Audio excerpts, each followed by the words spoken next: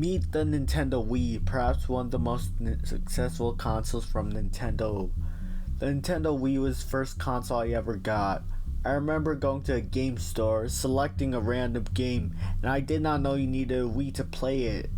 I remember going back to the game store later, and I remember buying a Wii. That was my first console I ever had.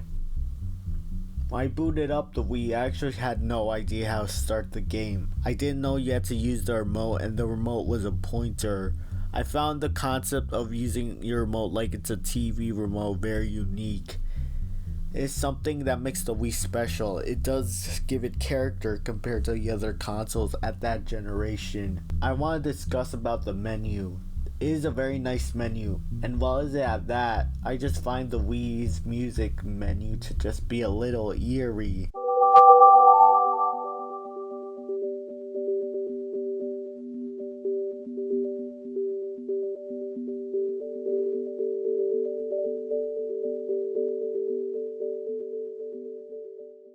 Let me explain.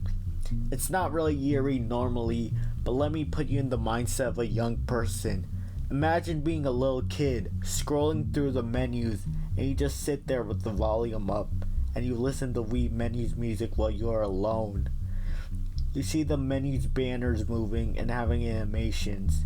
The point being you stare and hear for the menu at too long, and then you just get very lost in it. What I do find unsettling about the Wii 2 is it's not really an HD console. In my personal experience, there's some scary I find classic and older consoles that are not HD.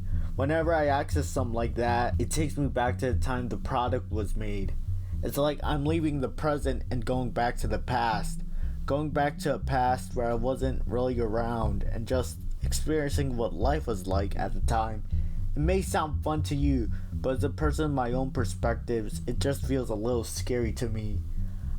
I remember I'd be asleep at night and all of a sudden my Wii disc slot would flash blue. It would usually mean the Wii had received a message from Nintendo or a friend, but it creeped me out. While it may not reflect the way you see a Wii menu or the way you see as a Wii as a whole, it is my personal perspective. But let's get into the more scary stuff about it. I remember putting a CD inside my Wii and I thought I would actually play it until it crashed my console. So right now, looking at this era isn't scary. As a little kid, is a little scary. You don't need a creepy sound to frighten someone. You also don't need a creepy red screen visual to fear someone. All you need to set the atmosphere is a black screen with text across and having the absolute silence to top it off. Imagine your very dark room and coming across such error. An error has occurred. Though most Wii errors come unexpectedly, there's the infamous WeAir sound. It is a loud sound. What happens in this era is everything turns off inside the Wii while the video driver does not shut off, hence causing this really loud error. It is very unsettling. Once you manage to turn off the Wii, the sound goes away. Just the feeling of your ear being released from that loud sound. It just does something to my ear. Though that isn't all for the Wii errors. There's actually a lot more errors than was on the surface. These errors are not caused normally, but they require modifications to the system. I've never really done such big modifications in my system until I began using it a while ago, but the result of the modifications may cause such errors that I've not seen before. Downloading a WAD or software from the internet that's for a Wii different region and booting it up will cause you get this message. This is a very unsettling error to me. You're stuck there. It essentially crashes your console, and the only way you can get out of it is you power off the console, power it back on. There are also errors that cause you to modify your system in some way. It would make your Wii unbootable. Could you imagine hacking your Wii console without any sort of protection or backup, and you just mess it up and make your Wii completely unusable? I've always found homebrewing a console be scary territory. The thought of messing a console up badly, making it completely unusable is really scary to me. If you mess up the Wii when it comes to homebrewing, the consequences of damaging it can make the Wii completely unusable. One of the errors I know if you mess up a Wii is the system files are corrupted. When you had homebrew Wii in the earlier lifespan of the Wii, the homebrewing had to be done on the external part of the Wii. However, as the Wii became updated, you'd get prompted to errors that the Wii detected an unauthorized device. There is also a very rare blue screen Wii error. It would only be caused if you load up a game and the correct ISO was not used. I find this error to be very serious, probably because of the color, but it's really not that hardware damaging.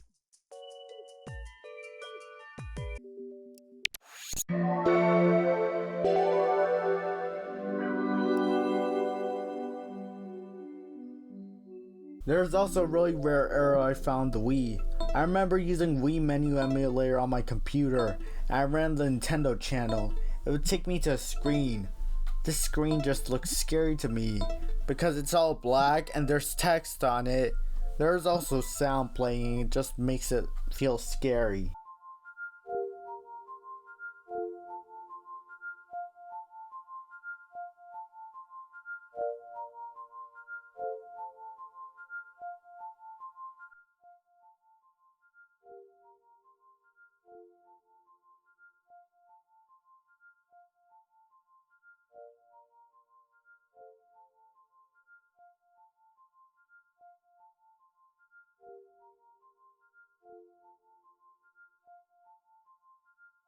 While Nintendo's future consoles right now stepped up with less scary errors in the way, or made consoles much harder homebrew, the Wii was a unique console. There's something about it that just kinda scares me, whether it's the way the Wii's presented or how old it is. It's still very unique. I find the errors on Wii to be much more scary compared to the PS2 red screen of death. The Wii doesn't have any services supported by Nintendo anymore, so it's classified as a legacy system now. The days where I play online are essentially gone, and browsing the shop channel with all the software there is something that isn't possible anymore. You could mod your Wii and play some games online, but it just feels weird doing it. But the Wii will always be a good console, despite the scary stuff I find in it on my personal perspectives.